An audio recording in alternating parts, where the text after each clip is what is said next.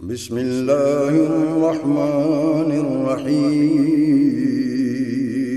شروع اللہ کے نام سے جو بڑا مہربان نہایت رحم والا ہے۔ الم تر الی الذی حاج ابراہیم فی ربہ، کیا تو نے نہیں دیکھا ہے الی الذی، اس شخص کو، حاج ابراہیم، جس نے ابراہیم سے حجت بازی کی، فی ربہ، ان کے رب کے بارے میں، ان آتاہ اللہ الملک، اس وجہ سے کہ اللہ نے اس کو حکومت دی تھی۔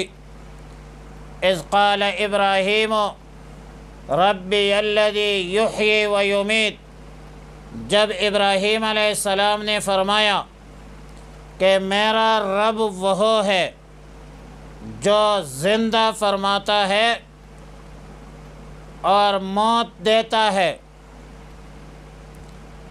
تو اس نے کہا نمرود نے، قال انا احیی و امیت، میں زندہ کرتا ہوں اور موت دیتا ہوں۔ قال ابراہیم فإن اللہ یأتی بالشمس من المشرق، ابراہیم علیہ السلام نے فرمایا کہ بلا شبہ اللہ لاتا ہے سورج کو مشرق سے، فأت بہا من المغرب، تو اس کو لے آؤ مغرب سے، فبہت الذی کفر، پس حیرانی میں پڑ گیا جس نے کفر اختیار کر رکھا تھا یا جس نے کفر اختیار کیا تھا۔ واللہ لا یہدی القوم الظالمین، اللہ ہدایت نہیں کرتا ظالم قوم کو۔ گزشتہ آیتوں میں طاغوت اور طاغوتی قوتوں کے سامنے ڈٹ جانے کی ترغیب تھی کہ خود ساختہ معبود، خود ساختہ نظام کے مقابلے میں مدلل منظم موقف اختیار کیا جائے اور براہین قاطعہ کی بنیاد پر توحید کی دعوت دیا جائے، اللہ کی زمین پر اللہ کے نظام کا علم بلند کیا جائے، اور یہ ختم نبوت کے طفیل امت کے ہر فرد کی ذمہ داری ہے کہ امر بالمعروف اور نہی عن المنکر کا فریضہ سر انجام دے۔ طاغوتی قوتوں سے مرعوب نہ، طاغوتی قوتوں سے مرعوب ہونا یہ مسلمان اور اہل حق کے شایع نشان نہیں ہے، بلکہ رعب ڈالنا اہل حق کی شان ہے، اور انشاءاللہ یہ رعب ڈالتے رہیں گے۔ سیدنا ابراہیم علیہ السلام کا واقعہ سامنے ہے، جس کا آبائی پیدائشی شہر بابل کے آس پاس تھا۔ بادشاہ وقت ایک طاغوتی قوت تھا، نمرود، جو نہ صرف کافر تھا بلکہ کفر کا داعی تھا، اپنے آپ کو معبود مسجود بتلاتا تھا، جبکہ ابراہیم علیہ السلام کا باپ نہ صرف بت پرست تھا بلکہ بت تراش تھا، جس کا تذکرہ سورہ انعام رکوع نمبر 8 اور سورہ مریم رکوع نمبر 3 میں مذکور ہے۔ واقعہ، اور یہ مذکورہ واقعہ ابراہیم علیہ السلام کے امتحانات میں سے ہے۔ ایک ایسی حالت تھی کہ ہر طرف کفر، شرک کا غلبہ تھا، خاندان اور معاشرت سے لے کر حکومت ریاست تک کفر و شرک میں مبتلا تھے۔ بئی حالت موحد اعظم سیدنا ابراہیم علیہ السلام نے توحید کا علم جھنڈا بلند کیا، اپنے گھر، خاندان اور معاشرت سے حکومت اور ریاست تک توحید کی دعوت پہنچائی، اللہ کا پیغام پہنچایا، اور جب بادشاہ وقت نمرود کو دعوت توحید دی تو نمرود نے حکومت اور دولت کے گھمنڈ میں کہا کہ میرے خیال میں میرے بغیر کوئی معبود نہیں۔ ابراہیم علیہ السلام سے ابراہیم علیہ السلام کے رب کے بارے میں دلیل مانگی تو ابراہیم علیہ السلام نے فرمایا کہ ربی الذی یحیی و یمیت، میرا رب وہ ہے جو زندہ فرماتا ہے اور موت دیتا ہے۔ یہ دلیل واقعی اپنی جگہ پر ایک مستحکم، مضبوط اور موزون دلیل تھی، کیونکہ موت و حیات اللہ کے بغیر کائنات عالم کے کسی فرد کے بس کی بات نہیں ہے، اور اس کائنات کے جتنے بھی افراد ہیں ان افراد میں سے کسی کو یہ معلوم نہیں کہ اس فانی دنیا میں میرا کتنا دانہ پانی باقی ہے۔ خلق الموت والحیات لیبلوکم ایکم احسن عملا، موت کو مقدم کیا کیونکہ موت یقینی ہے۔ کتنے لوگ ہوتے ہیں جو 4-5 مہینے بعد اسقاط ہو جاتے ہیں ماں کے پیٹ سے، اس کو دنیا کی زندگی مخصوص حیات نصیب نہیں ہوتی، حیات نصیب نہیں ہوتی، کیونکہ موت جو ہے یہ برحق ہے، موت میں کوئی شک نہیں ہے۔ کل من علیہا فان اذا جاء اجلہم لا یستاخرون ساعتا ولا یستقدمون۔ دلیل ابراہیم علیہ السلام نے بڑی وزنی پیش کی، لیکن بے عقل نمرود کو موت و حیات کی حقیقت کا ادراک نہیں تھا۔ نمرود موت و حیات کی حقیقت سے بے خبر تھا، اور فوراً یہ کہا کہ انا احی و امید، میں بھی زندہ کرتا ہوں، میں بھی موت دیتا ہوں۔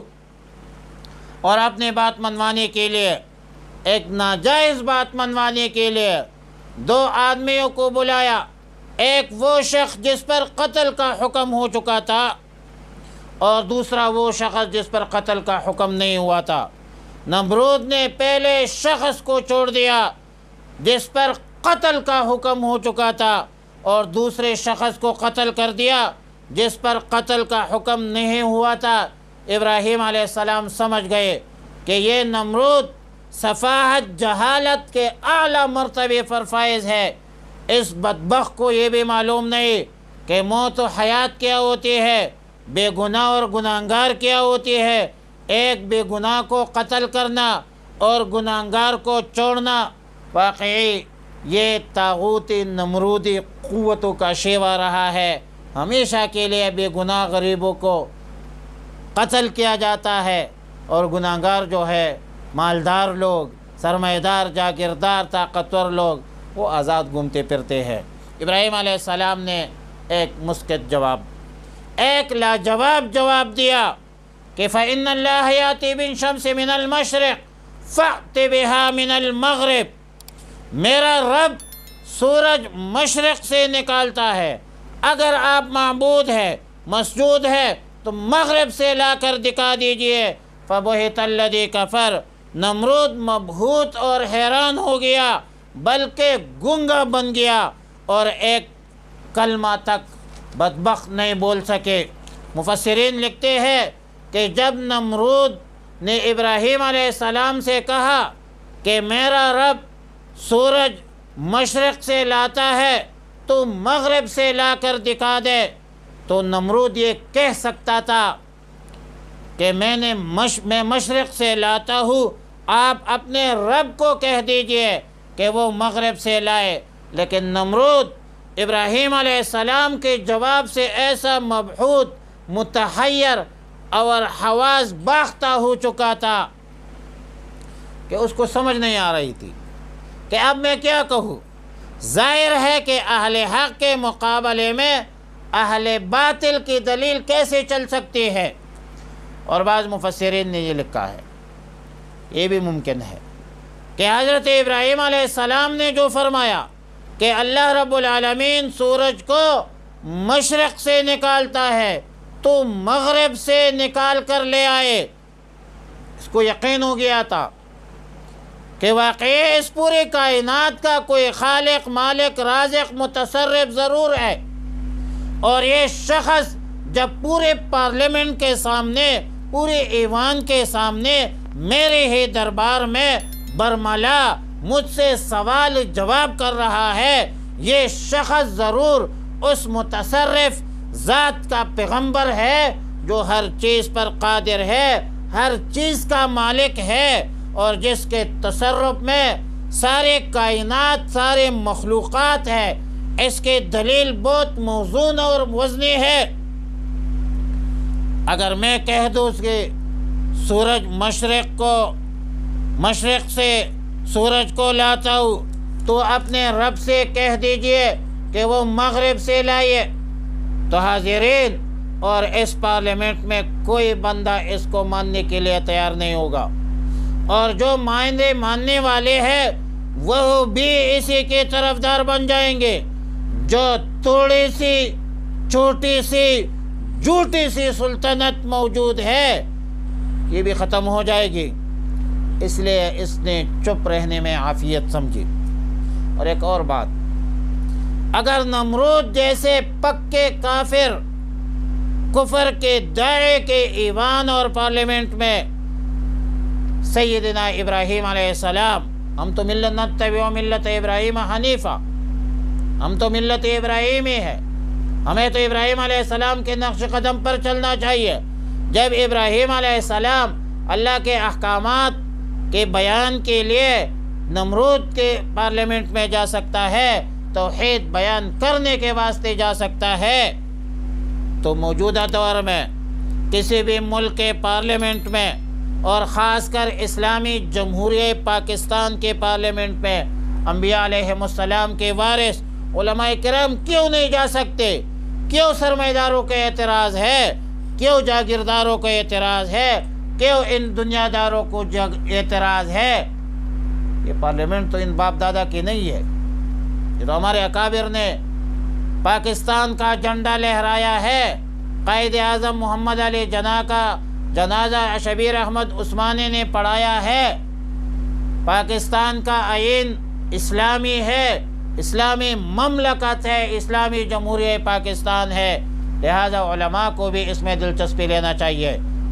واللہ لا یہدی القوم الظالمین، اللہ ظالموں کی رہنمائی نہیں کرتا۔ ظالم اور طاغوت کسی نبی یا نبی کے وارثین کے سامنے حجت اور دلیل نہیں پہ جیت سکتے، اور ہمارے سامنے ہمارے اکابر کو دیکھ لیجئے، حضرت مفتی محمود رحمۃ اللہ علیہ، ہمارے سامنے ابھی مولانا فضل الرحمان کو اور ان کے بیٹے کو دیکھ دیجئے، کتنے اچھے طریقے سے رہنمائی فرماتے ہیں، کتنے اچھے طریقے سے۔ کلمۃ حق افضل الجہاد، حدیث میں ہے بہترین جہاد وہ ہے کلمۃ حق عند سلطان جائر، ظالم بادشاہ کے سامنے حق بات کرنا، یہ سب سے بہترین جہاد ہے۔